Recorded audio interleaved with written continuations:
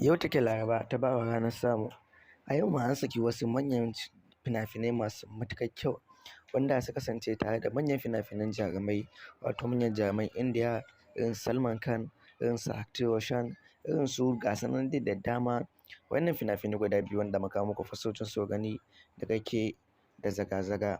Wannan fina-finai ne wanda suka kasance za su yi matuƙar kyau sosai.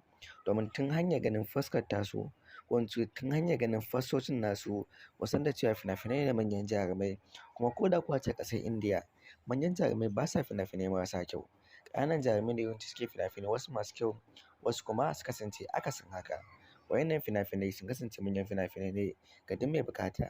Ga number wayar mu nan zai iya mana magana ta WhatsApp, amma dai sun samu a cikin Telegram domin samun fina-finai masu matuƙar kyau a koda yaushe. Sai kuma muna tsarika daban-daban. Akwai tsarin da mutum ke buƙata duk guda ɗaya don ya kalla ko ya ji daɗi. Akwai kuma tsarin da mutum kan buƙata ya karɓi guda 10 ko kuma sama da haka. Akwai kuma tsarin da mutum yakan iya biya domin a wata baya son ya ƙara biyan kuɗi bayan kuɗin da ya ƙara biya domin ƙwamashe dukkanin sabon fim da ya fito a wannan wata. Ko da kuwa ce wane irin fim ne ya fito a wannan wata mai kyau sosai suka fito a wannan wata, zai ƙwamashe kallon su gaba ɗaya. Duk da cewa muna expecting ɗin a wata na gaba cikin Disamba muna fuskantar wani fim mai matuƙar kyau wanda mutane da dama suka tsaya jiran shi, kuma a cikin wannan wata zai fito wato cikin Disamba.